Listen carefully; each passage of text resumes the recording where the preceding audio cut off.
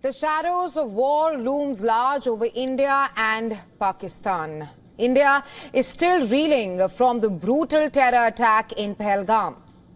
But grief has now turned into rage. India demands accountability, not just from the attackers, but also from those who orchestrated the plot from across the border. And Prime Minister Narendra Modi has vowed that this outrage will not go unanswered. India will identify, track and punish every terrorist and their backers. India's spirit will never be broken by terrorism. Everyone who believes in humanity is with us. While India has already moved swiftly on the diplomatic front, a more forceful response seems to be building momentum. New Delhi is not just sending signals, it's showcasing strength. The Indian Air Force has launched exercise Akraman in the central sector. The operation features a fleet of cutting-edge aircraft, including the formidable Rafale jets and the versatile Su-30 MKIs. Top IAF pilots are simulating real combat missions across multiple terrains, rehearsing for scenarios that could turn real any day.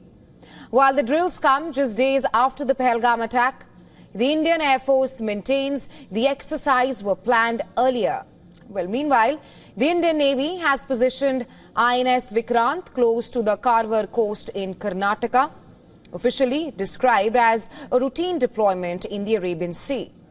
This move places Pakistan's Karachi well within its strike range.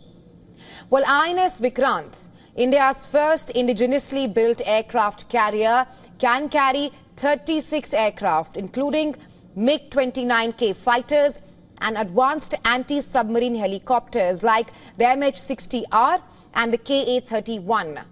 In yet another powerful show of capability, the Indian Navy has successfully tested a new missile system from its destroyer INS Surat.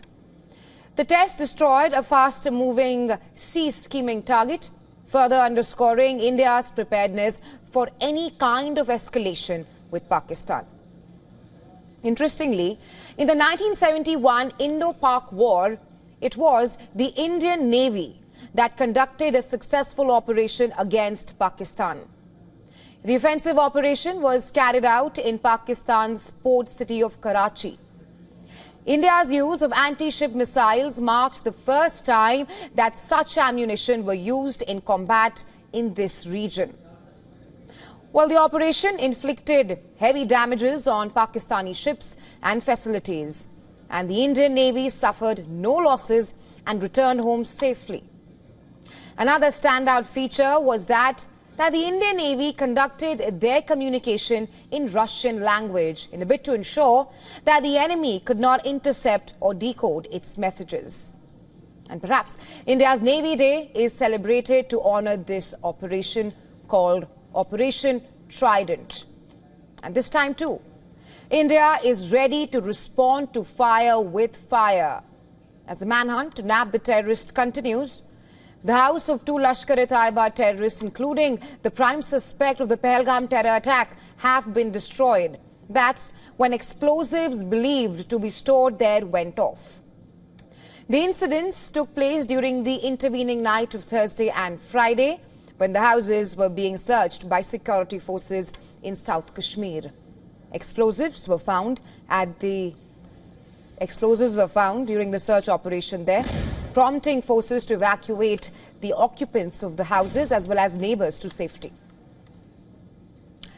Mosques across India were united in solidarity as Muslims offered their Friday prayers for the victims of the Pahalgam terror attack. Islamabad, meanwhile, has closed its airspace to Indian aircraft, both civilian and military, and also threatened the abeyance of the 1972 Simla Agreement. But walking away from that accord could backfire. If Pakistan discards this agreement, the similar agreement, it risks changing and changes along the line of control, something India could exploit to its strategic advantage.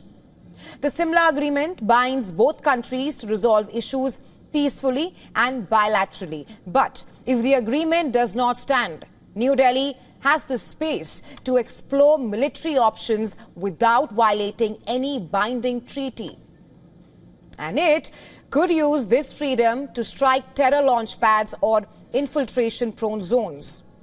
The agreement also mandated India and Pakistan to resolve bilateral issues without intervention from anyone else, from any third party.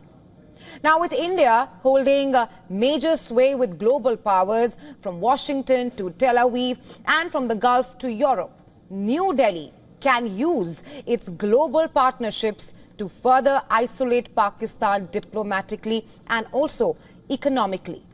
And all these factors make it increasingly unlikely for Islamabad to go through on its threat.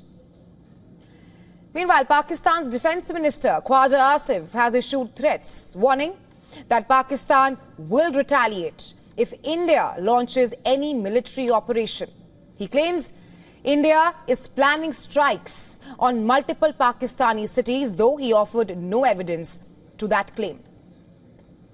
Well, following the Pulwama terror attack in 2019, India responded with an airstrike deep inside Pakistan's territory.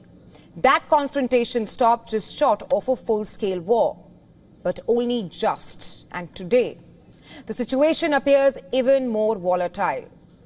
According to reports, Pakistan Army troops opened fire at multiple locations along the line of control earlier today, this morning, breaching the ceasefire agreement, leading to the Indian Army hitting back effectively. The incident only further brings the two countries a step closer to war. Historic agreements like the Indus Waters Treaty of 1960 and the similar agreement of 1972 were signed either to end wars or to help avert future ones. But if those safeguards collapse, nothing stops either side from choosing war over diplomacy. And that's where we find ourselves tonight. The drums of war are beating louder than they have in years. With no signs of de-escalation at this moment, we are staring at the most volatile India-Pakistan standoff in years.